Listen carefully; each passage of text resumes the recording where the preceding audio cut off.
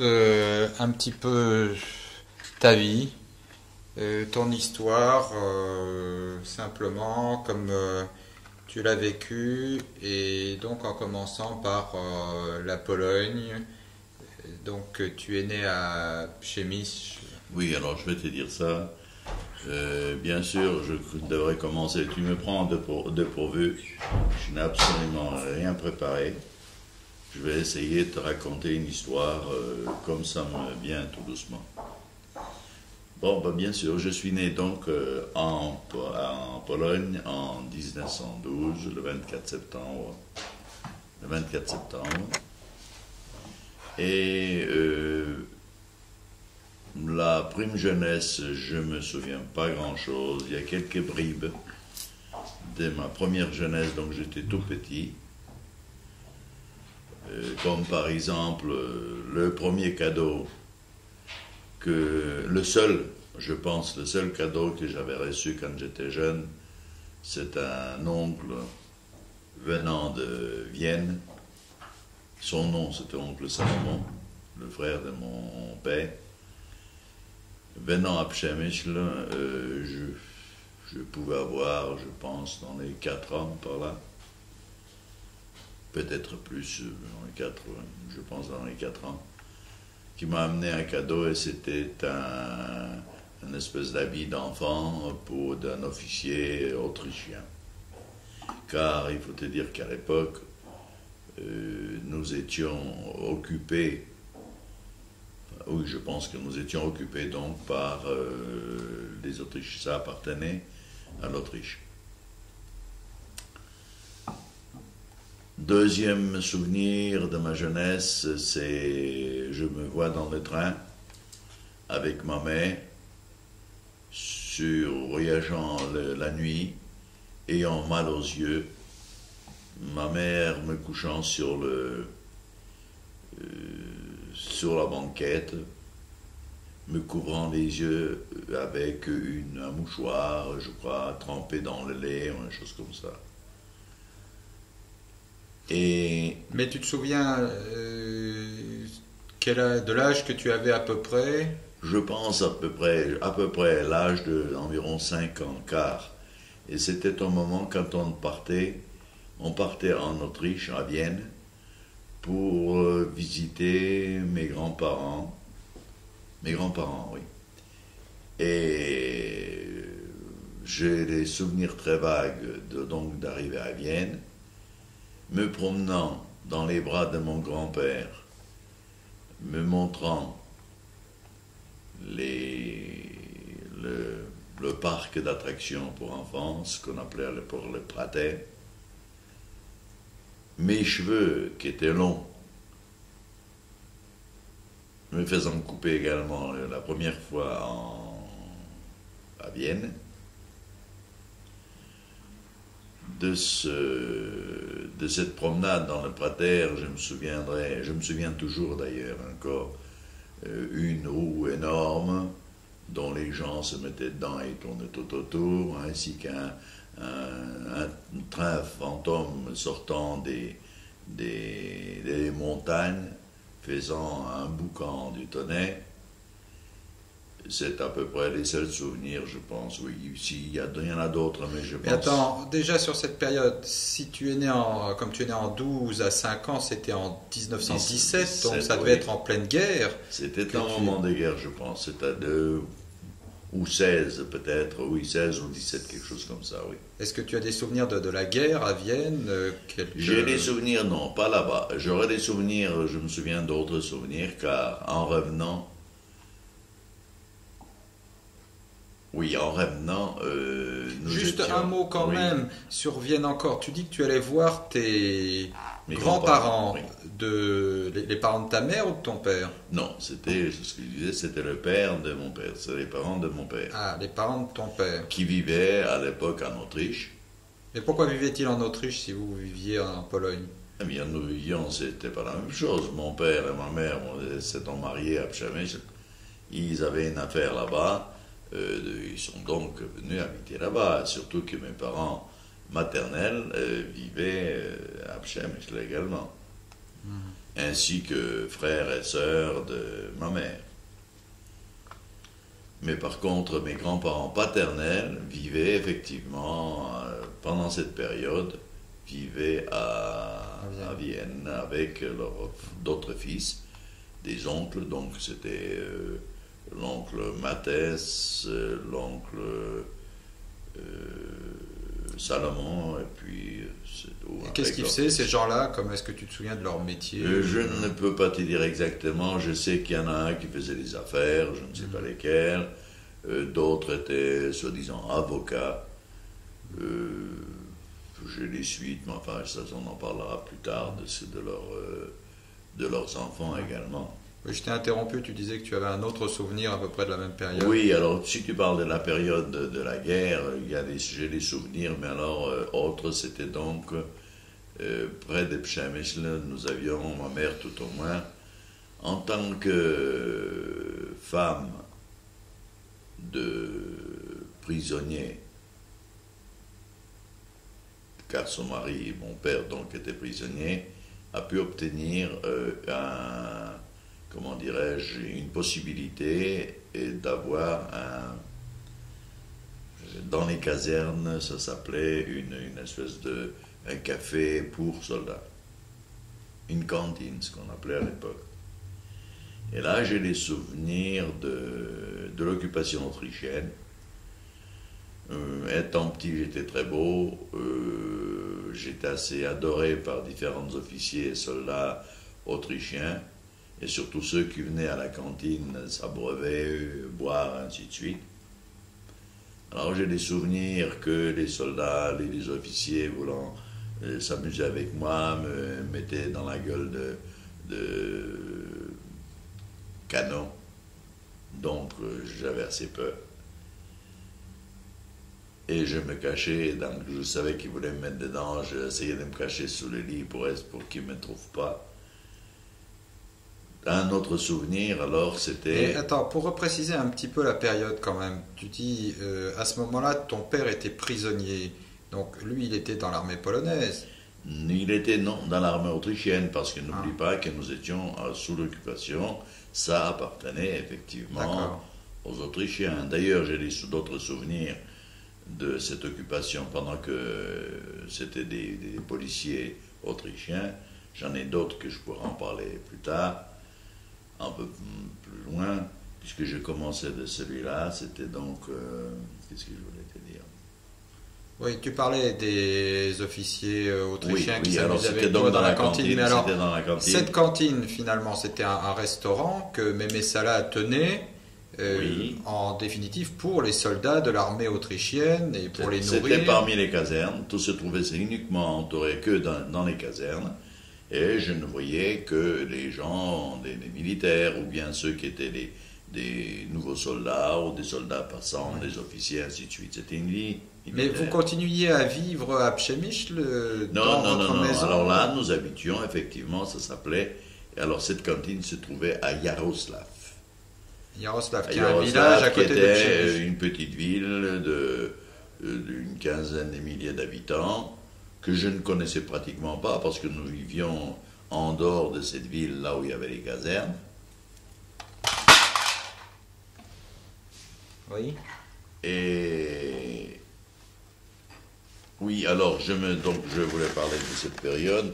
Une autre période également, c'est au moment où les gens, où l'armée, où en somme les Polonais attaquaient déjà Yaroslav, c'est-à-dire ils voulaient déloger, c'était vraiment la guerre, ils voulaient déloger l'armée autrichienne. Et donc, il y avait les canons qui se trouvaient juste à côté de notre cantine, tenaient fréquemment envoyer les bombes vers du côté polonais, bien sûr. Parce que donc vous étiez du côté autrichien et en quelque sorte les militaires autrichiens luttaient contre l'armée polonaise qui était de l'autre côté. Contre l'armée polonaise qui voulait libérer bien entendu la Pologne. Et le village où vous étiez, qui s'appelle comment? Qui était occupé, qui s'appelait Yaroslav. Yaroslav, je l'ai dit tout à l'heure. Voilà. Ouais. Et se trouvait donc sur le front. qui était donc, c'est-à-dire automatiquement était sur le front parce qu'ils voulaient en somme prendre la ville. Ils voulaient Tout récupérer. ça, ils ont récupéré, pas seulement qu'ils voulaient. Et dans quelques jours après, il y a un vide qui s'est fait total À la ville. non pas dans la ville, mais dans la caserne. Un matin en me réveillant, plus de soldats, plus personne, vide. Mais par contre, la nuit, on frappait à la porte, c'était déjà les légionnaires, les premiers légionnaires polonais qui arrivaient, alors qu'ils voulaient qu'on ouvre la porte pour leur donner, bien entendu, à boire. Mais alors, vous, enfin toi ou ta mère, vous étiez considérés comme des ennemis puisque Pas vous du tout. étiez... Non, elle était considérée comme polonaise, bien sûr, puisque, en somme, ils sont venus en libérateur. Et nous sommes restés, nous ne sommes pas partis, on est restés sur place. C'était en loin tant que de Polonais. Przemyśl, C'était à 30 km environ de Przemyśl. D'accord. C'est ça. Alors pendant ce temps-là, toi, tu n'allais pas à l'école? Pas du tout, non, j'étais trop jeune encore pour aller à l'école. Je t'ai dit, je pouvais avoir environ 5 ans par là. 5 ans, 6 ans peut-être, par là. D'accord. Oui, parce qu'il y a d'autres phases. Et tes de frères et vacances. sœurs, ils étaient avec toi ou parce que quand même Eda et... C'est une phase que je me souviens encore. Non. Plus Je ne me âgé. souviens pas de ma sœur ni de mon frère. J'ai aucune souvenance de leur présence parmi nous. Parce que eux devaient aller à l'école normalement. Ou probablement. Mais je n'ai aucune souvenance d'eux. D'accord. Pas du tout. Beaucoup plus tard peut-être, mais enfin pas de ma première jeunesse, non.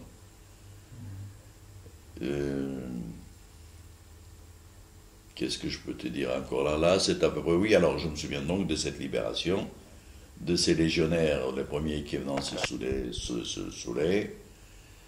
Ma mère étant bien entendu extrêmement vaillante, n'ayant peur de personne, se débrouillait très bien, elle était la seule femme qui menait cette affaire. Donc elle a conservé, après l'arrivée des Polonais, elle a conservé la cantine qui pendant lui un avait bon bout été de offerte temps. par les Pendant un Autrichiens. bon bout de temps, elle a encore conservé. D'ailleurs, j'ai également d'autres souvenirs. J'avais d'autres cousins qui venaient passer quelques jours de vacances chez nous. Venaient pendant une semaine chez nous habiter, car on pouvait loger également des officiers, des choses comme ça. Eu un souvenir également où, pendant un orage, il y avait l'orage qui était vraiment extrêmement dur, et comment dirais-je, le tonnerre, non pas le tonnerre, puisque on a eu l'orage qui est passé par la cheminée, et qui a pu se sauver par une porte ouverte. La foudre. La foudre qui est tombée chez nous. Ah bah, dis donc. Oui, ça je me souviens. J'ai vu d'ailleurs cette boule de feu qui roulait et qui venait donc par la cheminée, rentrant par la cheminée, et roulait en somme comme un ballon, comme un petit ballon, un ballon de tennis, roulait vers la porte qui était ouverte et qui est sortie par là, disparue par là. Mais ça n'a pas mis le feu à toute la maison? Non, pas du tout. Ah bon? Non. Mais ça, c'était à la caserne ou c'était à Non, c'était dans notre cantine. C'était pas Dans la cantine. Dans la cantine. Ça, c'est toujours la période de la cantine. Ainsi, on a un souvenir assez rigolo d'ailleurs. Et nous étions donc, on avait reçu la visite de 3 cousins.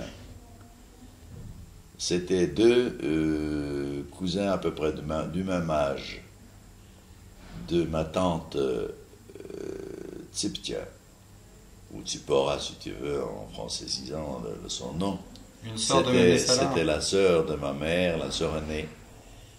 Et à l'époque, ces garçons pouvaient avoir l'âge de déjà 15 ans, facilement 15 à 16 ans à peu près. Et un autre cousin également, d'une autre tante, alors qui habitait à Przemyśl. La tante aînée vivait à l'époque, elle était mariée, et vivait à l'époque à Rawaruska. C'est en Pologne, ça? Bien sûr, tout ça c'est la Pologne.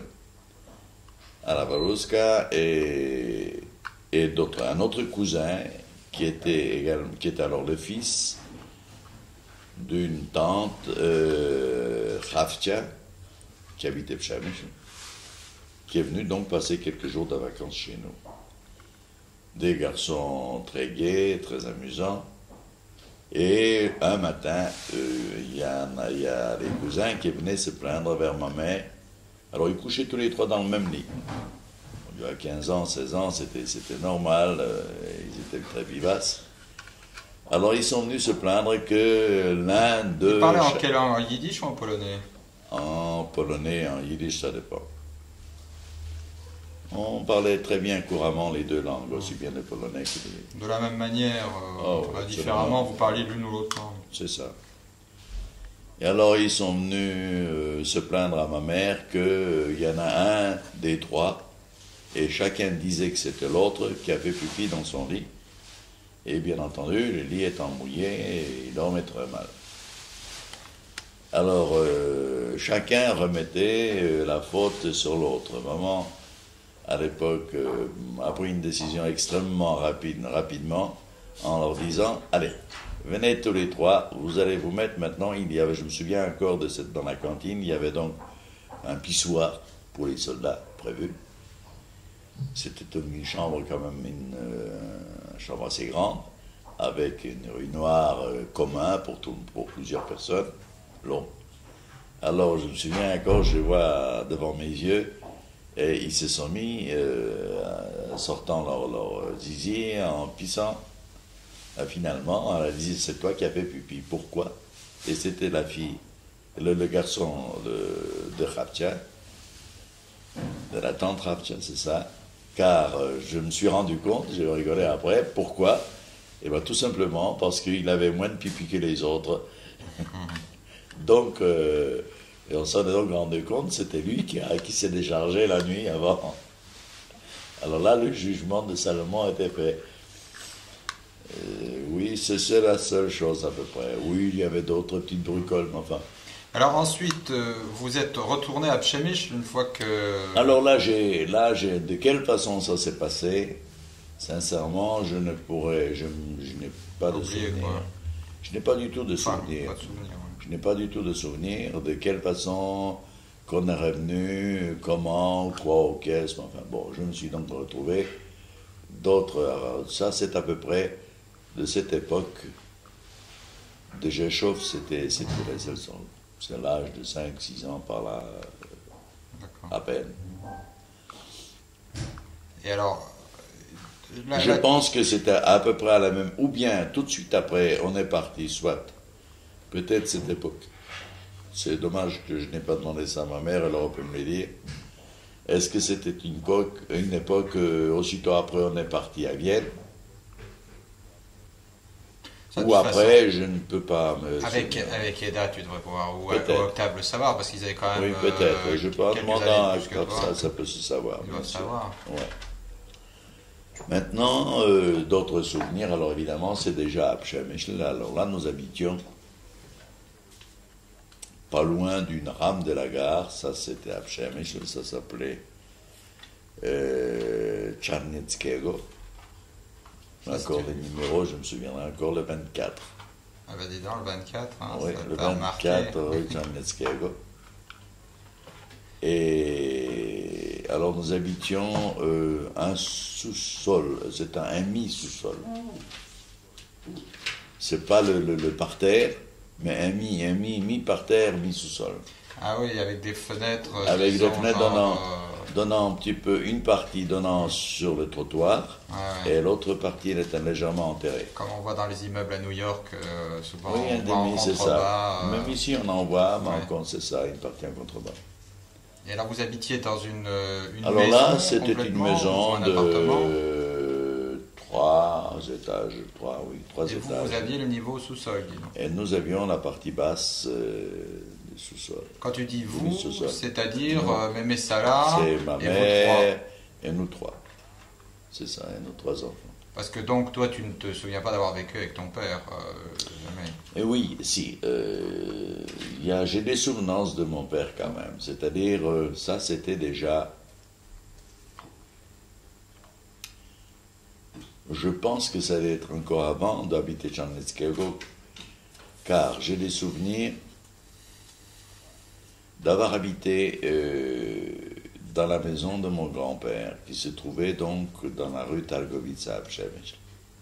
La rue Targovica, c'était une rue extrêmement longue, enfin elle pouvait avoir une longueur de facilement 2 à 3 kilomètres, 2 kilomètres de long tout au moins. Oh oui, elle était très longue. Et toute la rue commerciale. C'était en somme une rue où de chaque côté, certaines habitations, et dans le bas, dans les habitations, des magasins. Car toute la semaine, ils travaillaient peu, bien sûr, il y avait des gens qui venaient acheter, des choses comme ça, mais spécialement les vendredis, c'était un marché. Et tous les gens, comme malgré tout, Przemyśl, c'était une ville importante. À l'époque, elle comptait plus de 60 000 habitants. Et alors, tous les vendredis, les paysans des différents environs venaient s'approvisionner pour le matériel, pour différentes choses, venaient s'approvisionner dans cette rue principalement. Et là, nous avions... La rue de Czarneckiego, là? Non, l'autre c'était la rue rue Targovica. Targovica. C'était Targovica. D'ailleurs, si on veut... Targovica, ça veut dire tout simplement Targ. Targovica, ça veut dire la marchandise. On marchandait. Oui, c'était la rue commerçante. C'était la rue commerciale, spécialement. C'est des gens qui venaient là-bas. Elle était... Parce que là, tu te souviens que vous aviez éventuellement un appartement avec... Oui, alors, ton dans père. cette maison, nous avions une très grande maison de 2 étages. Alors, c'était une maison pratiquement presque carrée. Pour décrire maintenant mettons qu'elle avait, non pas carré, c'était avec une aile. Donc, sur la rue Targovica, elle avait donc environ une trentaine de mètres de long. Et l'autre aile, donnant sur une autre petite ruelle, tombant dans la rue Targovica, également à peu près une trentaine de mètres. Et au milieu se trouvait un parking, une très grande place. Au milieu de quoi? C'est-à-dire dans cette maison. Comme c'était une... À l'intérieur du L, il y avait un parc. Il y avait donc, puisque normalement, jardin, le terrain, c'était un carré. Oui. Mettons un carré, si tu veux, grosso modo, entre 30 et 40 mètres de long, d'un côté, de 4 côtés, si tu veux. Et alors, comme la maison, en somme, faisait, mettons, 30 ou 40 mètres de long d'un côté, autant de l'autre, une épaisseur, mettons, de 5 ou 6 mètres. Ouais. Hein. Bon, alors, au milieu, il y avait donc un parc. Et dans ce parc, qui servait, en somme, un dépôt de charbon et de bois qui était occupé par un de mes oncles. Oui. Et vous habitiez dans cette maison? Alors là, je me souviens, nous habitions... Alors, mon grand-père, au premier étage, avait donc un grand appartement. Ton grand-père maternel? Maternel, toujours. D'accord. Oui, puisque les grands-parents paternels étaient à Vienne. C'est ça. Alors, nous habitions à un moment donné dans une chambre qui était grande, parce que les chambres là-bas étaient très grandes. Finalement, on n'avait pas besoin de cuisine comme ici. On vivait dans une chambre. Il y avait tout, salle à manger. Tout dans une chambre. Tout, alors vous étiez tous les 5 dans une chambre? Pas tous les 5. Oui, enfin on était nous. Il y avait, oui. Bah ouais. 3 et 2. Les parents étaient les 3 enfants. Non, les parents n'étaient pas là. Mon père, c'était mon Ah, père en ce moment-là, quand je me souviens, non. J'ai des souvenirs justement. Mon père étant malade, déjà revenu d'être prisonnier libéré, était malade déjà, et couché dans un lit. Ça, c'était à peu près vers quelle année? Ça devait être en 18, 19 par là. Fin de la guerre. Quoi. Ah, pas la guerre, oui. D'accord. C'est-à-dire quand la Pologne était déjà polonaise. On était donc de retour de Yaroslav pour être là-bas. Et je ne pense pas qu'il est resté bien longtemps avec nous, car après ça, il a disparu. Et je sais qu'il a été dans un hôpital à Cracovie. Et c'est là-bas d'ailleurs, au bout de X mois, resté 6 ou 8 mois, il est décédé donc dans cet hôpital. Et toi, tu te revois dans la chambre Mais je me revois dans la chambre de mon père, de là où nous habitions, et le lit, je vois mon père, qui déjà malheureusement à l'époque avait du mal à parler, et souvent faisait des signes pour le faire comprendre. C'était un gros fumeur, et pour lui donner des cigarettes ou pour lui faire des cigarettes pour qu'il puisse fumer. C'est-à-dire que, en fait, lui, il avait été gazé pendant la guerre, non? C'est pas ça? Ça n'était pas ça, ce n'était pas gazé. Il a dû probablement prendre froid, car il était dans les trucs de Russie, enfin pas de Russie, de Sibérie, des choses comme ça. Et il y avait, si tu veux, comment on appelle, des maladies de... Pneumonie, genre comme ça. Non, c'est pas pneumonie, c'est-à-dire il est mort de... la moelle épinière s'est desséchée, tu vois. Bon. Il perdait tout simplement, tout doucement, la voix, et pouvait plus parler, il muet, les choses paralysées après, en dernier lieu. Et alors là, je me souviens très bien, je venais souvent au lit, il essayait de me donner des leçons d'hébreu. Car je suis après, d'ailleurs, et j'ai vu ces lettres écrites à ma main, en hébreu, et dont nous avions essayé déjà à Nancy de les faire traduire par des hébraïsants, entre parenthèses nommé Deft, qui était assez fort, et même M. Hertz, mais ils ne pouvaient pas le déchiffrer, soi-disant, car, paraît-il, c'était un hébreu littéraire. Il était très fort, c'est un hébraïsant extrêmement fort. Et parce que lui, qu'est-ce qu'il faisait Il était commerçant. Il était commerçant, mais avant le commerce, il faisait, comme pas mal de juifs, il faisait un talmudiste. Ouais. Un talmudiste, surtout mes grands-parents paternels, était très pieux. Comme maternel d'ailleurs aussi, mais peut-être davantage encore, mais enfin bon. Mais là, dans l'immeuble dont tu parles, vivaient finalement tous Alors les... là, c'est autre chose. Les grands-parents... L'immeuble, pas tous. Non. Il y avait mes grands-parents, c'était les parents maternels. Oui. Alors là, c'est toute une histoire. C'était les Haussmann, c'est ça? C'était Haussmann. Le nom de ma mère... Jeune fille. La jeune fille était Salah Haussmann, dont mon père était Meyer Haussmann, mon grand-père. Et là, évidemment, il y a à parler sur le grand-père, qui était un homme extrêmement brave, sage. Il est vrai qu'il n'aimait pas beaucoup travailler. Et la seule qui a travaillé ensemble dans cette maison et dans ce commerce, car nous avions un commerce, lui, il avait un commerce qui était assez important. C'était donc sa femme, qui s'appelait Faïdia, que je n'ai pas connue longtemps, car la pauvre était une très brave femme, extrêmement aimée par tout le monde, adorée par tout le monde, dont ma sœur s'en rappelle certainement beaucoup mieux, et qui menait toute l'affaire au début, et qui faisait surtout, qui a élevé ses filles et son garçon.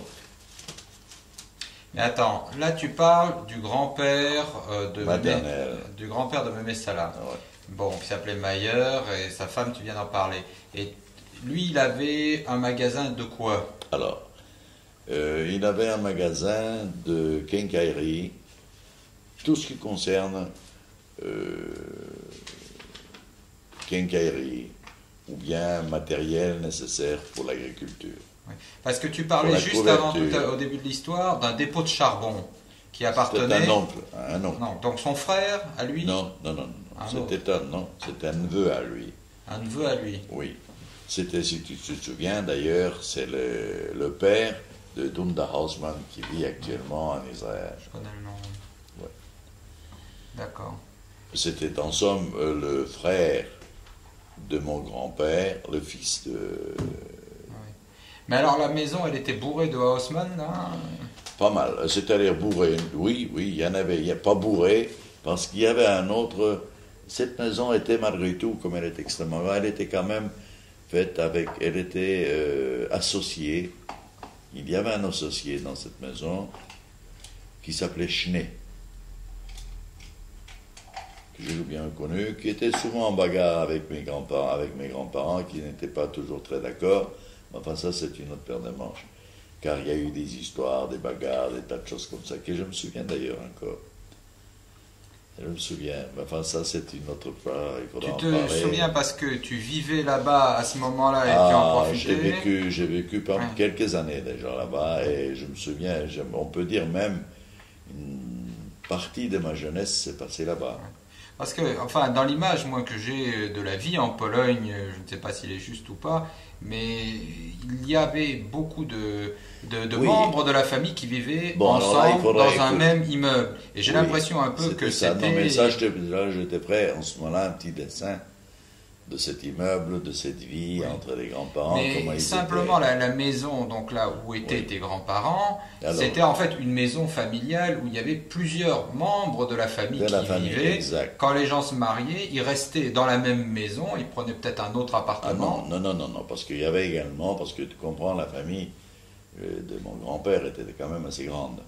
Pour te dire, il avait des enfants que je me rappelle, il y avait donc premièrement, il y avait Tseptia, comme fille, il y avait Tseptia, il y avait Ravtia, il y avait Hene, il y avait Blima, il y avait Sala, il y avait Ruchtia et il y avait Hana. Et un seul fils qui était Naphtali. Alors, ça, c'est les frères et sœurs de Memesala. Ça, c'est sœurs et frères. Donc, tu vois, ceux-ci, quand ils étaient tout jeunes, je n'ai pas connu leur temps, vivaient dans cette maison probablement. D'accord. Bon. C'était la maison familiale. Mais de mon temps dont je me souviens, il y avait dans cette maison, donc mes grands-parents, il y avait une tante, Raftia, qui habitait là-bas, avec son mari et ses enfants. Il y avait nous. C'est tout de la famille directe. Le restant était fait par, il y avait donc le cousin qui était là, un autre houseman, le frère de mon grand-père, avec son fils, sa femme et ses enfants. Il y avait Schné, donc le voisin, le partenaire, c'est-à-dire l'associé sur cette maison. Il y avait Lévin, qui habitait, que dans tu as connu, dans la même maison. Mais oui. Chaque famille avait son appartement. Son appartement. C'était dans le même immeuble, et chacun avait son appartement. Je t'ai dit, l'immeuble était important. Oui, c'est ça. Parce que je t'ai dit, quand tu comptes une quarantaine de mètres de long, il y avait plus que 30 mètres. Je t'ai dit ça en grosso modo, c'est que, si tu veux, il y avait une rangée comme ça. Il y avait les Rochner qui avaient donc un schenk. Un schenk, ça veut dire un genre de restaurant en buvette, tu sais, un truc comme ça. C'était un angle. Ensuite, il y avait un magasin de tissus. Ensuite, il y avait un magasin des bines. Ensuite, il y avait le magasin de mes grands-parents, c'est-à-dire qui faisait l'autre angle, tu vois. La quincaillerie, c'était important, c'était un grand magasin, tu vois. Il y avait beaucoup de choses. Ensuite, il y avait un boulanger. Un boulanger, c'est qu'il nommé Chop, que tu n'as pas connu, qui est venu quand même ici, qui vivait après en Israël. Là, c'était une grande maison quand même, il y avait plusieurs personnes. D'accord. Et alors, pourquoi vous avez déménagé? Puisque... Ah, mais ça, autre chose, on a déménagé parce qu'on était après plus grand. Donc, une chambre pour nous, ça ne suffisait plus. D'accord. On est donc parti à Tchernetskago parce que ma soeur allant à l'école, moi en allant à l'école, mon frère en allant à l'école. Donc, on était déjà plus grand, une chambre ne nous suffisait pas. Mais là, votre nouvel appartement était quand même assez près de la maison des grands-parents. De toute façon, ce n'était pas loin. Il fallait marcher à pied, si tu veux. Combien de temps? On mettait 8 à 10 minutes, quoi, à peu près, marchant à pied. Et l'école se trouvait dans le L'école au milieu entre les deux. Ça, de toute façon, c'est autre chose. Ça dépend pour qui. Pour moi, oui. Pour mon frère, oui. Pour ma sœur, non, parce qu'elle allait déjà au lycée. Ce que je me souviens déjà de ça, parce qu'elle est quand même de 7 ans plus âgée que moi. Ouais, bien sûr. Et alors toi, à l'école, tu te souviens donc depuis le début... Mais ça c'est l'école, alors ne sautons pas d'un côté de l'autre. Ah bon, non mais pas, juste pour savoir, l'école tu as commencé à quel âge? Âge normal, à 6 ans. À 6 ans, oui, donc il n'y a pas tellement de temps qui s'est passé, puisque tu disais que tu avais 5-6 ans dans la caserne. Oui, j'allais à l'école comme quand il fallait aller à l'école. 6 ou 7 ans, je pense qu'on commençait à aller à 6 ans. Car, c'est-à-dire, je n'allais pas seulement à l'école, car déjà avant, quand j'étais déjà tout jeune, je commençais à aller également dans la Cheder, dans l'école juive, israélite. Ah, donc c'était une école polonaise où tu allais... Alors le matin, on y allait à l'école polonaise, et l'après-midi, on y allait à l'école dans la Cheder. D'accord. À n'importe quel temps, c'est-à-dire l'hiver comme l'été, c'était toujours la même chose.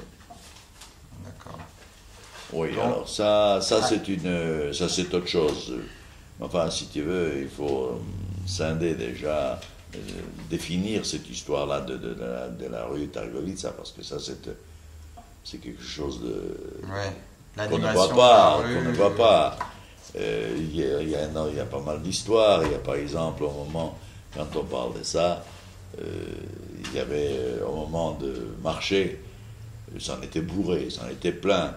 Les magasins étaient pleins, il y avait énormément de monde.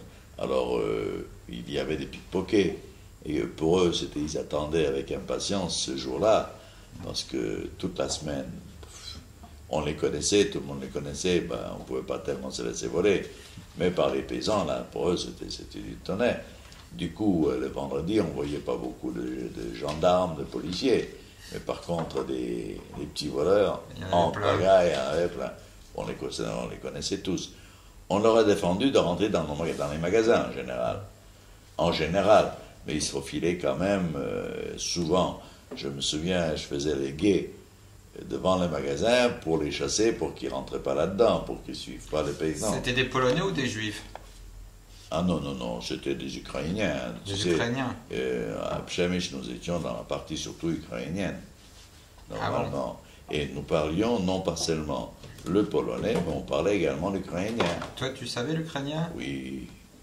Il y a des mots que je me souviens encore, où nous avions fait à l'école une espèce de, comment dirais-je, une espèce de théâtre, on devait jouer. Alors, c'était les mots, je devais dire « Chlopchiku, lupchiku, ne krичи, а скажи, как твое nazvisko je ». Ça veut dire « Mon petit garçon, mon bien-aimé, n'écris pas, ne fais pas de boucan, mais dis-moi seulement comment tu t'appelles. » Et ça, c'est de l'ukrainien? Ça, c'est l'ukrainien. Ah, ça, c'est marrant.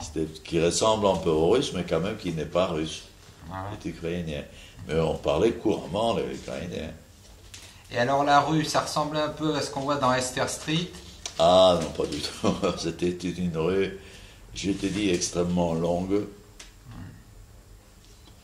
Propre, on ne peut pas dire ça. Il y avait des trottoirs, il y avait des non-trottoirs, machin damé. La rue, c'était de la terre ou c'était des cailloux? Il y avait les deux. Et caillouté, ou la terre... cailloux, c'était des cailloux, franchement des cailloux. Pavé? Non, pavé. Il n'y avait pas de pavé chez nous. Non, la pierre carrément damée, ou bien sans pierre, la pierre assemblée, puis damée dedans, des caillasses. Et encore, il n'y en avait pas beaucoup, remarque, des pierres, il y en avait. Mais surtout la terre, ouais.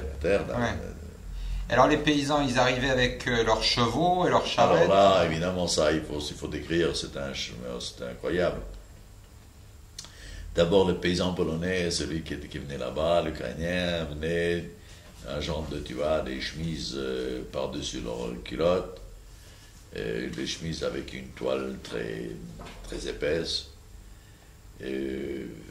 avec un cordon plus serré, le tout ceci avec un cordon, et fourrant entre sa chemise, à enrouler dans des torchons l'argent, ou différents papiers, ou des choses comme ça.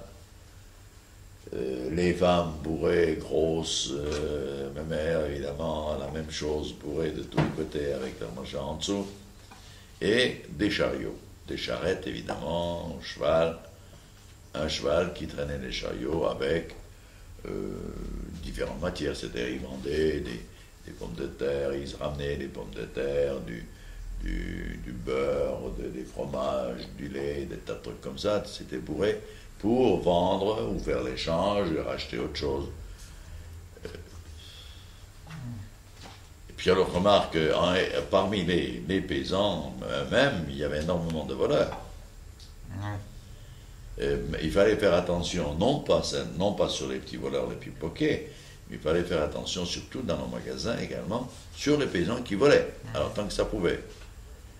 Et souvent on était dans les magasins d'ailleurs, surtout le vendredi, on est exprès pour faire attention, pour ne pas voler. Et ça, il y a l'image que j'ai toujours, que je n'oublierai pas de ma vie, dans les yeux, voyant un paysan qui faisait peut-être 2 mètres de haut, costaud, vraiment un rouquin, et voyant ma mère se précipiter vers lui, et ma mère, tu sais bien qu'elle n'était pas grande, elle faisait 1,50 m de haut, hein, se précipiter sur lui, sautant, et lui foutant une claque dans la figure. Mais une claque, mais alors bien sonnante, bien trébuchante. Le type est devenu blanc, et devant tout le monde, il lui a écarté cette fameuse niquette qu'il avait au-dessus, et de là, il lui a retiré une faux. Une faux qui faisait, qu'il a fourré, ça avait comme ça, elle était longue, il était je te dis, il faisait 2 mètres, les gars. La fourré là-dedans, il a retiré la faux comme ça, c'est devant tout le monde. Alors les gars, évidemment, il n'a pas donné à la police, les gars ont foutu le camp, il est parti, et c'est tout, pas d'histoire. Bon, il y avait un tas de petites choses, histoires. Mais les gens étaient habillés, enfin bon, tu m'as dit les paysans, comment ils étaient habillés, mais les citadins, disons, ils étaient habillés un peu comme les juifs qu'on voit à Méachari. C'est autre chose. Non, il y avait, attention. Il y avait effectivement des quartiers, c'est-à-dire, il y en avait partout. Non, mais dans la rue. Dans toute la ville, il y avait de tout. Il y avait des gens, comme tu vois à Méachari, dans toute la ville, pas seulement dans la Targovitz, c'est autre chose. Tu pouvais les voir comme cela quand ils allaient à la synagogue, parce que les synagogues étaient réparties un peu partout. C'était les religieux. C'était des religieux, spécialement des religieux. Et c'est-à-dire qu'ils allaient donc le matin, midi, soir, ils allaient faire leur prière, ou de temps en temps être au magasin, des choses comme ça. Mais c'était, tu sais, les goy, on les voyait un peu partout, de toute façon, mais non, mais alors les autres, ils étaient habillés comment? Ceux qui n'étaient pas hyper normalement, comme on le voit actuellement. Ouais. Comme on le voit maintenant, costume, cravate, sans cravate, des choses comme ça, chaussures ou pas de chaussures. Manteau, ou même en étant en culture, on marchait même pieds nus. Bien souvent, mais enfin, ça dépend comment tu étais habillé, là, comment étaient tes parents, s'ils pouvaient te les payer des chaussures, des choses comme ça. Simplement, normalement, à la mode comme actuellement. Ah, d'accord. Mais par contre, ils ne se gênaient pas aussi bien. Prends l'exemple, aussi bien pourquoi le vendredi. Le vendredi, il y avait marché, mais le samedi, tous les magasins étaient fermés. Parce que dans la rue, il y avait que des juifs. Tous les commerces étaient tenus par des juifs. Et je suppose que dans la ville, il y avait aussi des commerces polonais. Il y avait dans d'autres quartiers. Bien sûr, mais alors des quartiers plus chics, des choses comme ça. Il y avait également, bien sûr, il y en avait beaucoup de magasins. Et chez les juifs. Et il y avait également des magasins juifs. Dans d'autres quartiers, au milieu de magasins dans les polonais. Quartiers chics, dans les choses comme ça, bien absolument. D'accord. Absolument. Et dans l'endroit où vous viviez, finalement, il y avait des riches juifs et des moins riches, ou bien finalement tout le monde était à peu près aussi fortuné? Non. Nous avions, effectivement, c'est comme dans partout, il y avait des juifs riches, il y avait des moins riches, il y avait des juifs pauvres. Nous avions, par exemple, pour donner un exemple pauvre, nous avions à l'époque encore, tout à fait au début, nous n'avions pas l'eau courante. Alors nous avions, par exemple, un gars qui s'appelait Maerici, par exemple, un pauvre bebête, pauvre comme on dit Mathusalem. Il avait ce qu'on lui donnait, et toujours avec sa langue pendante, tout bébête comme ça. Bon, il allait chercher de l'eau, il amenait, il faisait des courses. Il y avait un puits? Oh, il y avait, c'est-à-dire partout dans la maison, il y avait toujours un puits avec une pompe. On allait pomper l'eau pour avoir de l'eau. Et lui, il allait une pomper pompe, l'eau, il mettait ça dans un il bidon. mettait ça dans deux. Non. Il y avait deux seaux avec un bâton. bout de bois, avec le bâton, bout de bois, et il allait suspendu les deux, et puis il venait livrer dans la maison, de maison à maison. Bon. Ouais. À côté de ça, il y avait également des pauvres, des gens qui avaient des métiers. Il y avait plusieurs, il y avait celui-là, il y avait un autre, il y avait Maïrich, il y avait un autre d'ailleurs qui principalement a beaucoup travaillé avec le cousin de mon grand-père là-bas, qu'on appelait Shoilbik. Shoilbik, qu'est-ce que ça veut dire Shoilbik? C'est un nom juif, et ça veut dire, Bik c'est un... non. C'est le mâle comment ça s'appelle? C'est le taureau. Ah ouais. Hein? Big, c'est le taureau, et Shoel, c'est un idiot. C'est un taureau idiot, tu vois, voilà, Shoel Big. Avec un bon petit juif brave, comme tout, avec une grande barbe, tel qu'on voit parfois sur différents dessins, des images, mais tout à fait ça. Un brave petit, un cœur d'or, qui disait jamais non, il disait toujours oui, n'importe quoi, tu lui faisais faire, il faisait. Comme l'autre, comme Maïrich, c'est la même chose. D'ailleurs, je me souviens toujours, le Maïrich, un jour, il était pris pour le service militaire. Il était tout heureux qu'on le prenait pour le service militaire. Seulement, alors tout le monde dit, mon Maïrich, d'un seul coup manqué, il n'est plus là. Où est-ce qu'il est? Il est parti au service militaire. Quoi? Service militaire? C'est pas possible. Pourquoi c'est pas possible? Parce qu'il était idiot.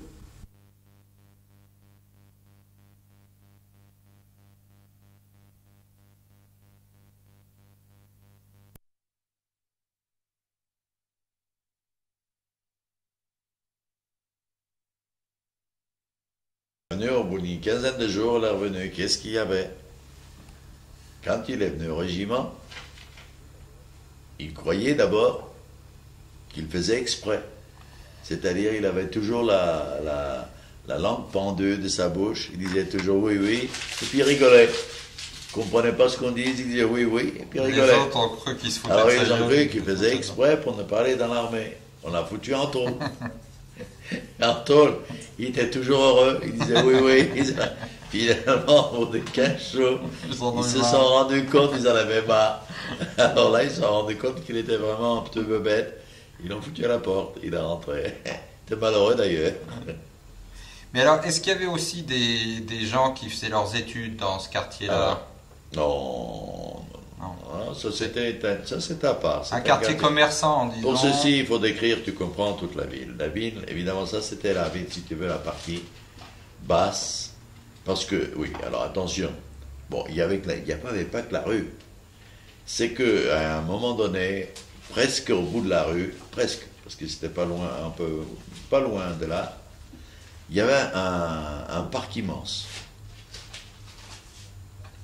Et dans ce parc immense, c'est-à-dire tous les gens, les paysans, quand ils venaient, ils déposaient leur chariot, laissant leur femme parfois pour garder si elle avait un marchandise dedans, et allant acheter différentes choses. Alors, ce parc s'est rempli, quand il y avait marché, il était rempli. Ou bien les gens venaient, quand ils voulaient acheter quelque chose, vers ce parc, aller d'un chariot à l'autre pour acheter quelque chose, ou bien ces paysans venaient laissant le chariot là, puis allant s'approvisionner dans différents magasins. Dans cette rue, j'ai eu énormément de connaissances. Il y avait par exemple, en face de ce parking, il y avait mon oncle et une tante qui avaient également un magasin à peu près identique, un peu plus petit, que celui de mon grand-père. Aussi une quincaillerie. Et qu'est-ce qu'il y avait encore de ma famille? C'est tout. Ça, c'était la tante Blimtje.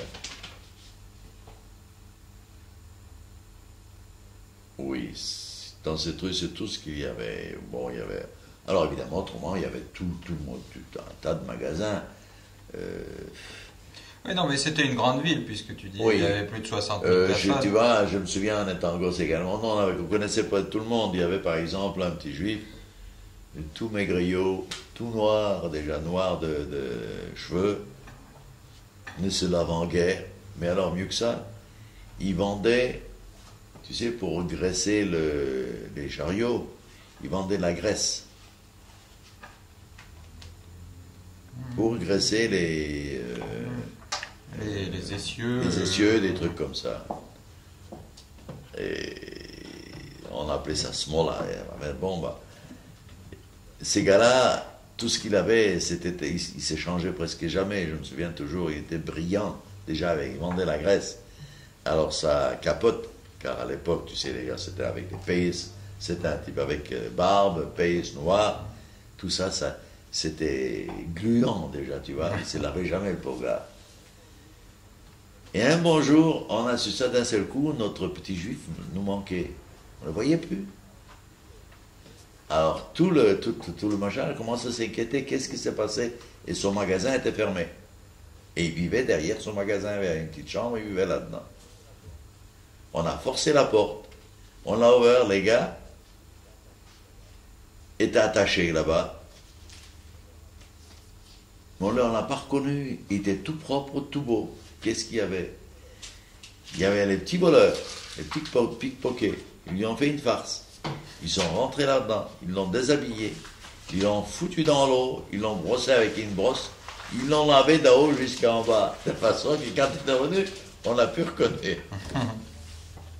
Mais là, tu racontais, tu voulais dire qu'il n'y avait pas d'étudiants dans le quartier où vous étiez, parce que ça, c'était dans d'autres... Oui, ça c'était principalement, tu vois, c'était un quartier commercial. Oui. Effectivement, il y avait certaines maisons où on pouvait vivre. Entre parenthèses, il y avait également les parents de Hertz qui habitaient là-bas, dans cette rue-là aussi. C'est Hertz. Monsieur Hertz, tu sais, le père de Getty. Getty.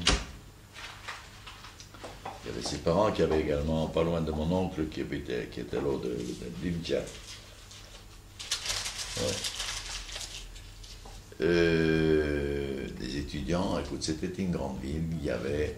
Par exemple, Eda, oui, elle a été au lycée, tout ça. Elle allait dans Octave un autre quartier, ou Octave. Tout à fait un autre quartier. Tout à fait un autre quartier. Tout à fait. Et ils y allaient comment? Extrémité. Avec le bus? Non, à pied. Il n'y pied. avait pas de bus. Voilà. C'était pas à l'époque des bus ni des voitures.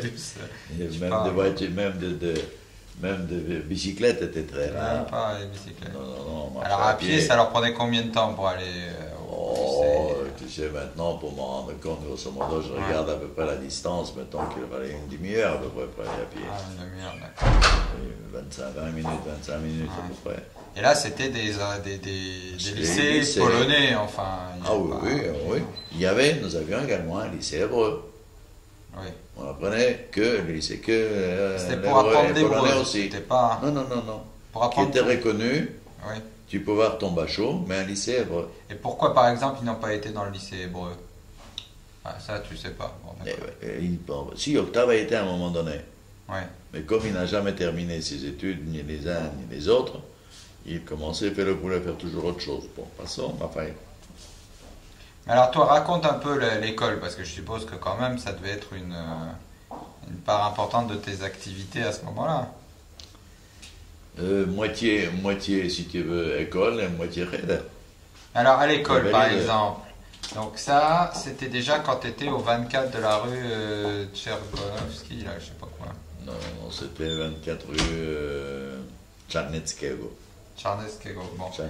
Alors là, tu allais à l'école le matin et... Bon, tu as commencé une part, c'est-à-dire déjà de quelle façon nous avions vécu dans cette maison. Ça n'a pas fini parce que tu sais, la maison... Ça s'enchaîne. Tu cours, tu vas aller très vite là. Non, parce que on n'a pas terminé une chose, tu vas déjà voir l'autre. Oh. Vas-y. Bon, alors cette maison, déjà où nous habitions, donc dans la Targovica, j'avais donc, nous habitions donc en premier, d'abord au premier, après au second. Là, j'ai vu beaucoup de choses. Là, on a vécu un bon petit moment avec les garçons, tout en allant à l'école de part et d'autre. On y allait déjà à l'école ou dans le Raider, des choses comme ça. Mais on a grandi pratiquement pas mal d'années. Donc avec un cousin qui est encore vivant, qui est Dunda Osman, avec Dov Bin qui était là aussi. Malheureusement d'autres qui étaient déportés mais qui se sont sauvés, qui étaient en Israël mais qui sont décédés entre-temps. Il y en avait un qui a épousé d'ailleurs une cousine à moi, donc la fille de Khaftia, qui avait également d'autres enfants, qui avait un garçon, un qui était d'ailleurs parti, qui s'appelait Zamble, qui était parti, qui a émigré en Argentine. Une fille donc qui s'est mariée avec, comment il s'appelait, j'ai oublié le nom. Donc il y avait ses parents aussi qui habitaient là-bas. Il était comment dirais-je, il faisait des lettres, de ses graveurs. Ouais. Un artiste, des vrais artistes. Le nom me reviendra, je te dirai comment il s'appelle. D'ailleurs, le type qui m'a donné de Pshamish, qui a écrit un livre, Ouais. parle de lui également, Ouais. qui s'est sauvé d'ailleurs de là-bas, d'un camp de concentration. Il parle de lui. Et nous avions une jeunesse qui était de mon âge, de l'âge de Octave, même de l'âge de Eda. C'était plein. On était dizaines, douzaines, de garçons, filles, garçons, quinzaine. Tu sais, c'était grouillant. Ouais, c'est ça. Tu veux dire que tu as vécu au milieu C'était de beaucoup de jeunes gens. gréant énormément. C'est-à-dire, tu sais, il y avait, pour te donner un truc, enfin, moi j'étais considéré à l'époque, parmi les autres cousins, comme le costaud, comme le bagarreur, le costaud, le machin là. Je me souviens un petit souvenir de. En montant l'escalier, en allant vers la maison, dans l'appartement, il y a Dunda Hausmann qui descend. Non, moi je descendais, puis lui montais, je ne sais plus que j'ai exactement. Et il y avait, tu sais, il avait acheté chez le boulanger que nous avions à côté des petits pains. Des petits pains qui étaient faits à l'huile, tu sais, qui étaient très gonflés, très hautes comme ça. Des petits pains blancs, c'était vraiment délicieux. Alors il me dit, Matt, moi, je te fais un pari. Qu'est-ce que tu veux? Si tu prends un petit pain comme ça dans ta bouche et tu le manges d'un seul coup, je te le donne. Il l'a acheté, tu sais, ça coûtait quand même. Eh ben, je dis d'accord, je veux bien. Je prends tout le pain, je le pousse dedans, puis il l'a bouffé. Il s'est mis à pleurer, il se plaint dans l'air, Matt, m'a mangé mon pain. Tu es capable de me donner.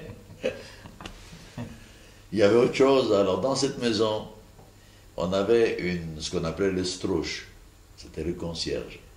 N'oublie pas que dans la maison, à partir de 9h30 du soir, on bouclait la porte. Qui est-ce qui bouclait la porte? C'était une grosse clé, c'était la concierge. Et si tu voulais rentrer ou sortir, il fallait sonner pour qu'elle vienne t'ouvrir la porte. Et chaque fois qu'elle ouvrait la porte, ou elle fermait, il fallait lui laisser une pièce. Bon. Alors, figure-toi, alors quand on était jeune, ou quand on sortait parfois y aller quelque part, on soit cavaler un peu d'or, on ne rentrait pas toujours à l'heure. Alors on était toujours une équipe. Comment faire? On n'avait pas de sous pour lui donner à la concierge. Puis celle-là, mon vieux, c'était Yakubor, et elle s'appelait Yakubora. Elle avait une gueule, dans de Dieu, elle gueulait, puis toute la maison tremblait quand elle se met à gueuler. Comment faire pour y rentrer, pour ne pas lui donner un sou? Alors on s'arrangeait, il y avait le premier qui avait un groche, un petit pas grand-chose, sonné. Alors on avait une dizaine de qui étaient derrière lui, cachés, la porte était assez grande. Elle venait ouvrir la porte, elle dit, alors, bonsoir Yakubova, il lui tendait la main. La main, pendant que la porte était ouverte, tous les 10, on s'est faufilés, puis on cavait, on grimpait là-haut. Alors, quand elle voyait ça, qu'on lui donnait qu'une seule petite pièce pour tous les 10, elle gueulait. Alors, avec ça, quand on était au deuxième, On voulait la faire chier. On l'emmerdait. Alors on se mettait là au-dessus, et puis alors on crachait en bas. Et bien sûr, à la voix, c'était du béton là en bas, tu vois. Et quand tu crachais du deuxième en bas, ça faisait flac, flac, flac. Tu vois une dizaine de gars qui flaquent là-dessus. Et là, il était en rage. Nous, on s'est flanqués. Qu'est-ce qu'on était emmerdant à l'époque, c'est incroyable. Mais ce que je comprends pas, c'est tu racontes toujours les souvenirs dans cette maison.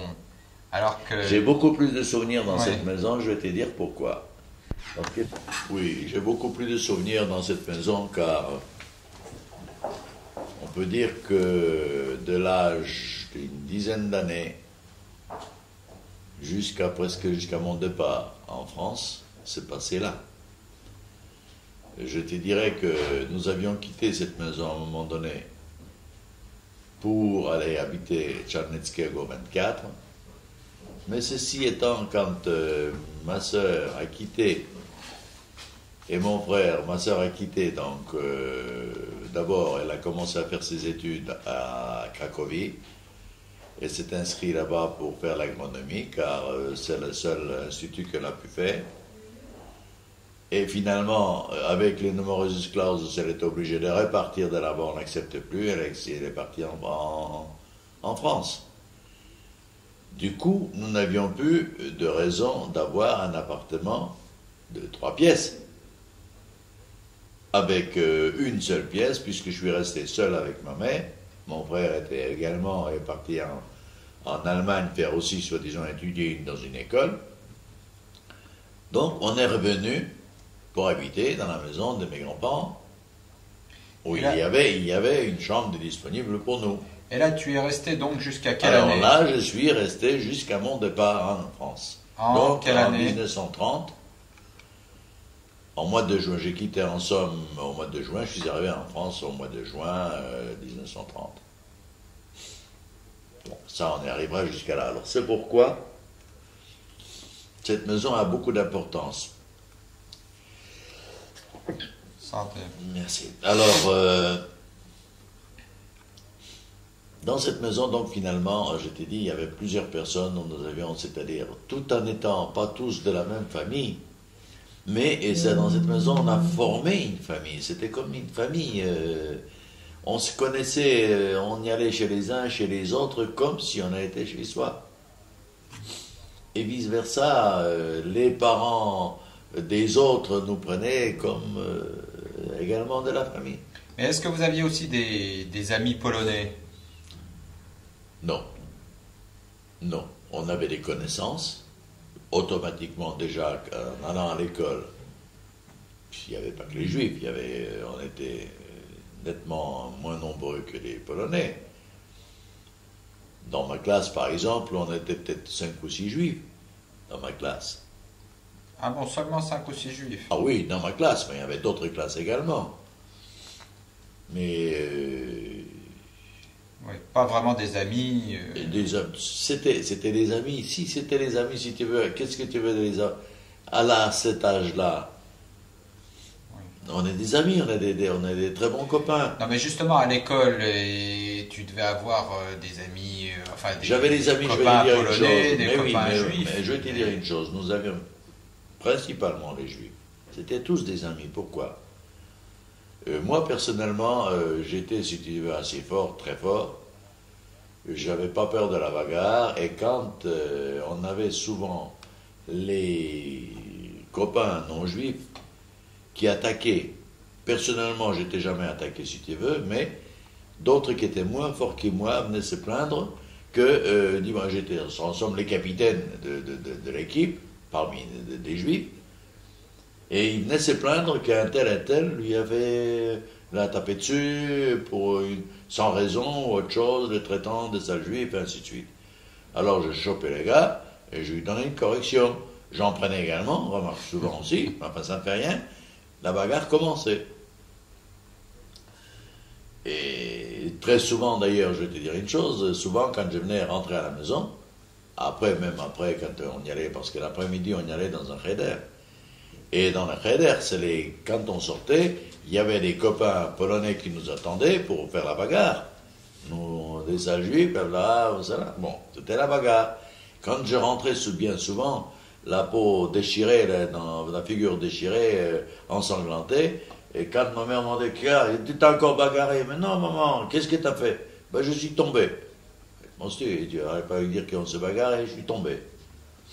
Mais à ce moment-là, pourquoi il y avait une hostilité comme ça entre les Juifs et les Polonais? Mais pourquoi? Il y a pas de pourquoi, mais c'était, si tu veux, c'était tellement naturel. On était des Juifs, on était des Juifs. On était des sales Juifs, c'est tout simplement, c'était normal qu'ils nous attaquaient parce qu'on était des Juifs. Mais par exemple, bon, je me souviens... Tu comprends l'histoire, je me souviens dans l'école, quand il y avait cette histoire, on apprenait, les professeurs disaient, racontaient toujours des histoires, les Juifs ont tué Jésus. C'est à cause des Juifs qu'on a crucifié Jésus. Alors, ils disaient ça en cours de quoi? Au cours normal.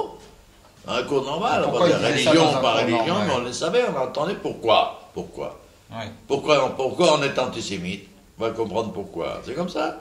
Donc pour moi, on ne cherchait pas à comprendre pourquoi. À notre époque, on savait que c'était la réalité, c'était ça. Bon, il fallait se craindre. Comme par exemple, tu parles de ça, il y avait à un moment donné, un vendredi, où il y avait plein de monde, et puis on a entendu gueuler d'un seul coup, on frappe les Juifs. On tue les Juifs. Tout ce qu'il y avait comme Juifs, alors comme il y avait pas mal de magasins Juifs, on prenait tout ce qu'on avait sous la main et on tapait partout où on pouvait. Je me souviendrai toujours, en face de notre magasin, il y avait un Juif, une grande barbe comme ça, un type d'1m70 par là. Il était de Mazourie. Mazourie, c'est un coin de Pologne où il y a des gars costauds, tu sais, en général. Je me souviendrai toujours, il a pris un truc comme ça. Là. Comme ça. Je ne sais pas comment il a tenu dans les pattes. C'est un tronc d'arbre. Et il a tourné autour, et ça tombait autour comme les mouches. Il tapait sur qui? Sur les dents juifs, sur les gars qui se bagarraient. Il n'y a pas aux hasard, c'était la bagarre, c'était la grande bagarre. C'était une bagarre généralisée. Généralisée, surtout partout, c'était la bagarre. Toute la rue commerçante. Dans les magasins, on tapait sur les juifs. Bon, alors, il y avait par quartier, si tu veux, il y avait un quartier, tout à fait à gauche, que c'était uniquement des magasins on appelait ça des katsov, c'est-à-dire les magasins où on vendait de la viande. Hein, les gars qui tuaient les bêtes, allaient tuer les bêtes et ils vendaient la viande. C'était des gars drôlement costauds. Alors, dans leur quartier, ça ne se bagarrait pas, c'était à 50 mètres plus loin. Ils s'approchaient avec tout ce qu'ils avaient, ils venaient, tout le monde se bagarrait. Tout le monde se bagarrait. Une demi-heure après, il n'y avait plus d'un seul goy sur place. Ça a toujours été le cas. Alors, donc, ils étaient venus pour taper sur les Juifs. Il y avait une fomentée d'un seul coup, d'un seul coup, un après-midi, vers 4h, vers 3h à peu près, c'était une demi-heure avant qu'ils partent, parce que tu comprends, le vendredi, vers 4h, 4h30, on fermait les magasins, parce que c'était Shabbat. Il fallait préparer le Shabbat. Bon, alors, en général, ils partaient. Alors, une demi-heure avant de fermeture, c'était là, on tape sur les Juifs. Pourquoi? Pour quelle raison? Pour une connerie, il y a des choses comme ça, on tape sur les Juifs. Bon, alors, ça arrivait fréquemment Non, moi je me souviens qu'une seule fois. Fréquemment, c'est-à-dire fréquemment, ce qui est arrivé, donner l'exemple quand on y allait avec les copains au cinéma. On pouvait être, on était 4 ou 5, et de derrière, il y avait d'autres garçons qui nous tapaient sur la tête. Ceux qui étaient derrière, ils nous tapaient sur la tête. Bon, je me souviens un jour, on était avec 2 ou 3, et il me dit, hey, Matt, et l'autre me donne un coup. Je dis, oh, c'est pas vrai. Et d'un seul coup, je reçois sur la tête. Je me retourne, mon vieux, puis crate la bagarre, en plein cinéma. Alors déjà, quand tu as vu que je me bagarre, les autres se bagarrent, c'était une grande bagarre générale. Évidemment, nous, on était assez petits, on s'est taillés, on a foutu le camp après, c'était fini. Tu la bagarre dans tout le cinéma. Mais est-ce que ça arrivait qu'il y ait des bagarres entre Polonais aussi fréquemment, ou c'était particulièrement Juifs contre Polonais? Là, non, là c'était la fois, je t'ai dit, je me souviens, je n'ai pas vu spécialement des bagarres entre eux. Bon, il y avait probablement des bagarres, il y a des bagarres, mais enfin, tu sais, il y avait pas mal de gens qui étaient sous. Il y avait des soulards aussi, il fallait le prendre. Pour te donner un exemple, bagarre, un hiver, parce qu'on avait l'habitude dans cette maison Quand on habitait Czarneckiego, malgré qu'on habitait là-bas, ma mère travaillait quand même dans le magasin de mes grands-parents, dans la Targovica. Mais alors, malgré cela, on rentrait, on mangeait, et le soir, on allait chez le grand-père. Alors là, tous les soirs, on se rencontrait, il y avait une pièce qui était un peu plus grande que ça. Presque toute la famille était là, toutes les sœurs, ceux qui habitaient à Pchamich, parce que d'autres habitaient ailleurs. Ceux qui étaient là, avec les oncles, il y en a qui venaient jouer aux échecs, aux cartes, différents jeux, mais on se trouvait tous chez le grand-père. Tous les soirs. Sans parler des fêtes, d'autres choses. Alors, vers 10h, 10h30, on rentrait à la maison. Oui. Alors, dans la même maison de Czarneckiego, il habitait également la tante Blimcia. Et il faisait l'hiver, moi je dis vers 10h30, vers 11h, on rentrait. Je me souviens, un temps, j'avais une douzaine d'années, 11, 14 ans. En allant, ils parlaient, tu sais, ils étaient gays, les jeunes femmes, ainsi de suite. Puis un soulard vient, il chope la tante Blimcia, il veut l'embrasser, un tout soulard, ainsi de suite. Ah, tu vois. Alors tout de suite, la tante commence à rouspéter, à gueuler. Ma mère arrive, elle te chope le gars, mon vieux. Elle lui fout un coup, alors elle a tombé par terre, elle ne pouvait plus se relever. C'est parti. Et ça pris bagarre, tu peux y aller. Elle a peur de rien. D'accord. Mais alors, pour te donner pourquoi on bagarrait, il y avait des tas de trucs comme ça. Bon, c'est une vie normale. Alors, comment ça se passait à l'école avec les profs polonais? Qu'est-ce qu'ils vous enseignaient? C'était général, il y avait de tout. C'est comme dans une école actuelle. On avait je me souviens, les directeurs, c'était un brave homme, les profs aussi. Bon, ils disaient les petits juifs de ceci, de cela. Mais enfin, il y avait de tout. Il y avait des profs de maths, des profs de polonais, des profs de russe, des profs d'allemand. Et toi, tu as gardé des souvenirs agréables de J'ai des souvenirs, absolument. Des professeurs, j'ai gardé des souvenirs. Je vois même, tu vois, si je pouvais peindre, je vois même les têtes du directeur d'un professeur, par exemple, que j'avais. Pourquoi particulièrement le directeur? Parce que il marquait bien, c'était un bonhomme bien fait, un bel homme, tu vois, bien, une tête sympa. Comme le prof, par exemple, que nous avions de chose générale. Je me souviens également de prof de maths. Eh bien, qui était un sec, un grand nez, son cheveu sur la tête, mais enfin bon, c'était assez osseuse. L'autre était avec une gueule souriante, avec un trou ici, des trous là, était rigolo, était assez bien. D'accord. Donc pour toi... Pas spécialement, tu comprends, on pouvait dire, parce qu'on était juifs, mais pour moi, même si on me disait juif, ça me dérangeait pas, ça me faisait pas mal. Moi, ça me foutait pas mal, je dis c'est normal, je suis juif. Bon, ça, c'est autre chose. Mais, enfin, on va à Palestine, je veux bien pas y aller, mais bon, mais autrement. Il vous conseillait d'aller en Palestine? Oh, d'ailleurs, il disait par cheveux jed. Ça veut dire par cheveux jed, yej do Palestine. Qu'est-ce que ça veut dire? Par cheveux, c'est celui qui a sur la tête plein de croûtes, tu vois, qui a des demandes de majeur sur la tête, c'est par cheveux jed. Fulkan va-t'en en Palestine. Mais qui disait ça? Les Polonais. Oui, d'accord. Pouilleux va-t'en en Palestine. Pouilleux, Fulkan en Palestine. Ouais. Mais pas les profs. Pas les non. Moi, j'ai pas entendu. Puis, je sais pas, ma parole, c'était en général la populace ordinaire qui parlait comme ça, tu comprends? En général, c'était ça. Mais enfin, bon, on vivait avec tout le monde. Oui, bien sûr. Ouais. Mais si étant l'antisémitisme était tellement grand, la preuve qu'Eda n'a pas pu faire d'études, parce qu'il y avait les numerus clausus, on n'acceptait pas les juifs. Ça, c'était tout le temps ou ça a été à une certaine époque? À mon époque. Déjà... Oui, non, c'était pas tout le temps, parce que j'avais quand même des cousins, des cousines. J'ai par exemple la cousine qui est la Unger. Ça, c'est la fille de Blumtia, qui était professeure Elle était professeure de philosophie, je crois, ou de polonais, je ne sais pas, juste comme ça.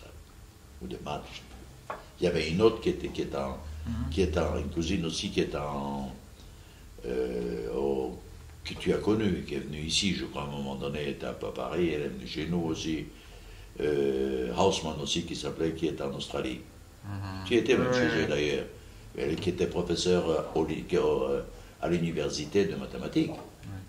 Donc tu veux dire, il y avait un certain nombre de j'avais un Juifs cousin qui était un grand professeur également de je ne sais quoi là-bas à Varsovie, également de. Donc il y en avait quelques-uns qui passaient. Une dizaine de langues, je sais pas quoi. Oui, mais numerus clausus, ça ne veut pas dire complètement exclusion, ça veut dire qu'il y a un nombre limité. Et est-ce que ce numerus clausus a toujours été instauré? De mon époque, oui. De mon époque, oui. Oui, c'est ça. Alors là, tout à l'heure, tu me parlais des Russes. Là, tu avais vu des Russes dans.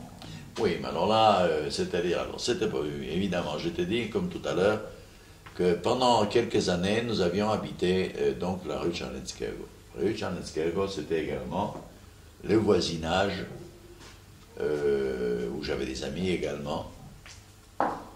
On se voyait très souvent, on y allait souvent, on allait ensemble à l'école.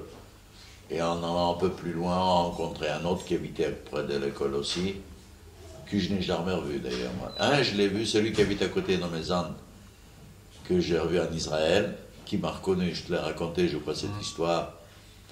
Étant en Israël, c'était en quelle année? C'était en l'année 50, je crois.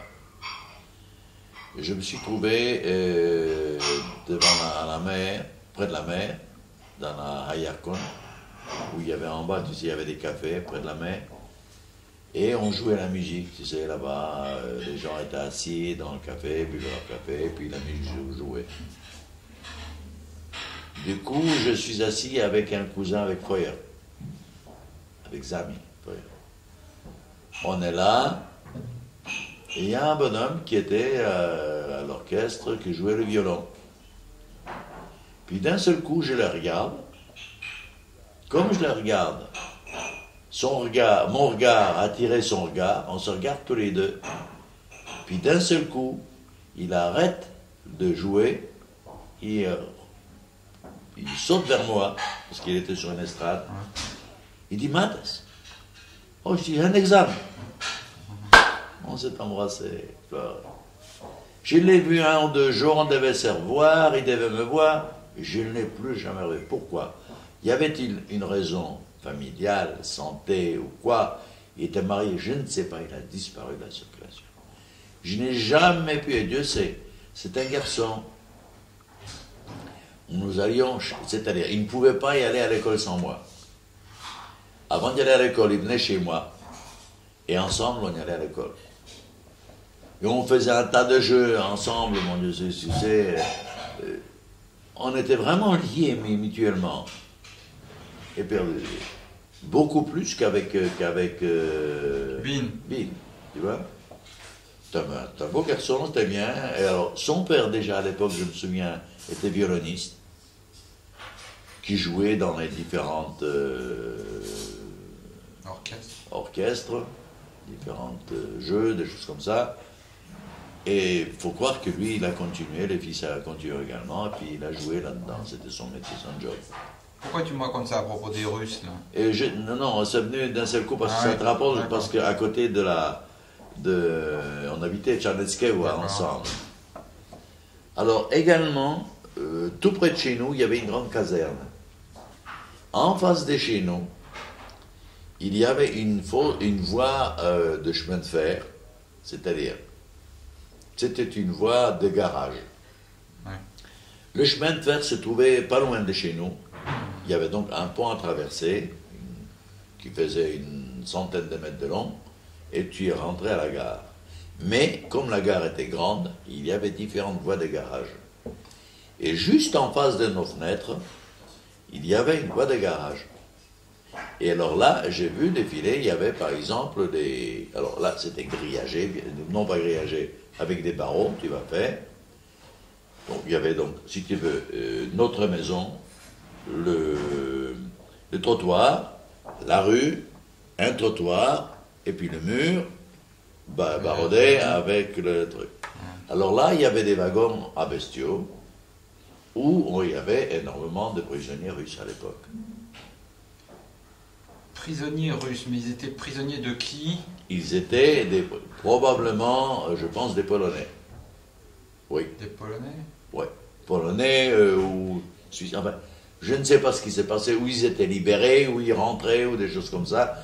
Mais ils étaient parqués là-dedans, on y allait leur apporter à manger, à boire, des choses comme ça. Et là, tu avais quel âge quand tu les voyais, ces Russes? Je t'ai dit, je peux avoir une douzaine d'années. Donc en 1912, ça devait être en 1920, 24 par là. À peu près 1924, à peu près 1920, 20. C'était 18, 20, tu sais, à peu près. C'était peut-être après la révolution d'octobre. Peut-être. Il y a eu des conflits entre les Russes et les Polonais. Mais la Pologne était polonaise là. Ah, là c'était polonais, c'était fini. Alors là, en ce moment-là, c'était déjà après le. Tu vois, tu parles de ça aussi. Je me souviens également autre chose, encore toujours de la Targovica on habitait. Et c'était encore pendant l'occupation autrichienne. Pourquoi? Je me souviens très bien de ça. Comme je t'ai dit, là-bas, et pas loin de là également, il y avait une espèce de pont. Il fallait donc, autour de la maison, il fallait sortir de là. Et la rue montait jusqu'à un pont qui passait au-dessus du chemin de fer. De l'autre côté, on descendait dans la rue, c'était pas loin, après, à une quinzaine de minutes, c'était donc la synagogue, le temple dont j'ai chanté.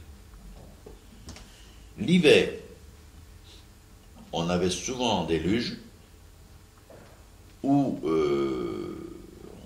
on allait glisser, on allait faire la luge là-bas parce que ça descendait. Alors je me souviens, j'étais très triste en disant, écoute, j'ai pas de luge, je peux pas y aller, ainsi de suite. Alors mon oncle, Naftali, il me dit, écoute, t'as pas de luge, attends, je vais t'en faire une. Il a pris des planches, il m'a fait une luge, c'était bien. Puis en dessous, il avait foutu encore, tu sais comme on avait la ferraille, on vendait la ferraille. Il mettait donc, pour que ça glisse bien, non pas là-dessus, il mettait donc là, une bande de fer, t'as bien la fer là-dessus, allez, vas-y donc. Alors aussitôt, avec les copains, on commençait à aller, on y va. On descendait. Puis d'un seul coup, ces gens étaient déjà heureux, s'amusant là-dessus. Il y a un choupeau. Choupeau, c'était un policier autrichien. C'est avec son casque, son helm là-bas. La pointe au-dessus? Ouais. Alors il dit, il n'y avait pas la pointe, il y avait juste les Autrichiens n'avaient pas la pointe, c'est les Allemands qui avaient la pointe. Alors, tu n'as pas le droit d'y aller avec ici, donne-moi ça. Alors moi qui avais la petoche d'un choupeau, il a chopé ça pour m'engueuler, pour des choses comme ça. Je me suis taillé. Laissant la luge et tout ce qui se passait, je me suis taillé, me cacher parce qu'un choupeau me cherchait. 1 heure après, je vais voir si je retrouve la luge. Qu'est-ce que je vois? En face de là où il y avait le marchand de charbon, là, l'oncle, il y avait également un café. Et là, ma luge, coupée en petits morceaux, une bonne tante qui allait faire du feu avec ça. J'étais malheureux. La luge terminée en petits bois. Ouais. Et cette bonne femme-là, d'ailleurs, qui me l'a fait couper, la pauvre, elle avait une triste fin. Où je te racontais que je déteste les chats. C'est cette femme-là, elle est morte. Ouais. Tu sais qu'elle s'est fait bouffer, je t'ai raconté cette histoire. Ça, je ne veux pas continuer. C'est arrivé quelques temps après, mais enfin, c'est pas au même moment aussi. Hein, Et alors, l'école juive, comment c'était là de Cheder? Oui, alors, on saute de l'un à l'autre, mais tu sais, il n'y a pas, c'est pas complètement. Il y avait beaucoup de choses qui s'est passé. Également, pendant qu'on était, attends, je te raconterai ça, l'histoire de. Encore une histoire de luge, avec ces fameuses ânes que je t'ai dit que j'ai rencontrées en Israël. Nous avions aussi. Alors là, lui, il avait une luge. Et ses parents étaient déjà un peu mieux. Bon, on pouvait se permettre parce que finalement, ma mère travaillait chez eux, mon père n'étant pas là, on n'était pas tellement riches. On n'était pas.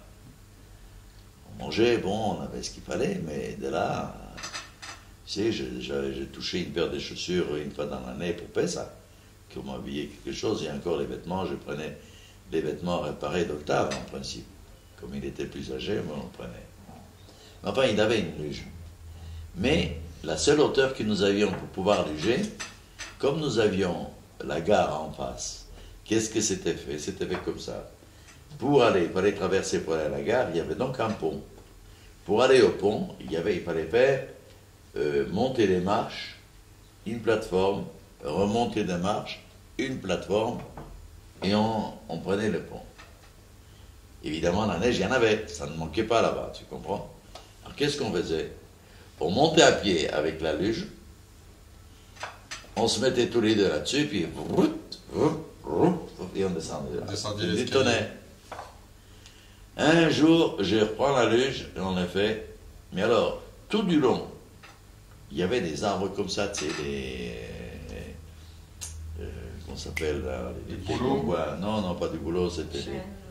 Non, ce qu'on boit là, la tisane, là, les tilleuls. Des tilleuls comme ça. Mal dirigé, je ne sais pas ce qu'il y a. Alors, en faisant, on descend en plein dedans, mon vieux, en plein milieu. On tombe là, la luge en deux, nous, avalés par terre. Ah, qu'est-ce que je vais faire? J'ai plus de luge. Je dis, écoute, démerde-toi, maintenant, heureusement qu'on n'est pas mort. C'est déjà mis. Oui. Oui, alors c'était, tu vois, il y a différentes phases qu'on a passées.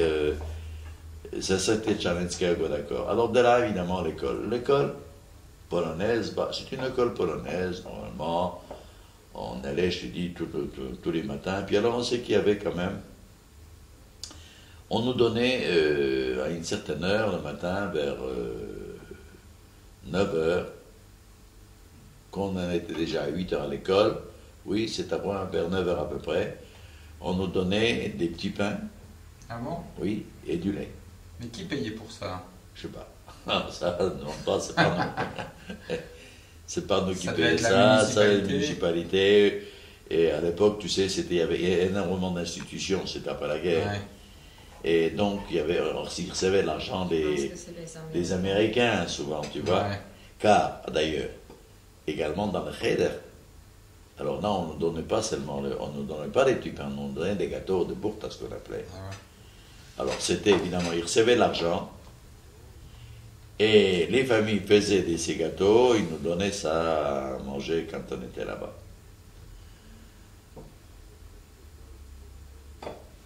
Je dis, la vie d'école polonaise était une vie normale, je me souviens, je te dis, c'était l'éternel pour moi. Mais la salle de classe, c'était on était grande salle de classe. Oui, on Est-ce était qu'il y avait un fourneau au milieu avec un... Ah bah, nous avions toujours en Pologne, nous n'avions pas ni chauffage spécial, c'était comment on était chauffé. On était chauffé au milieu d'une chambre ou sur les côtés autre chose. Il y avait un grand fourneau.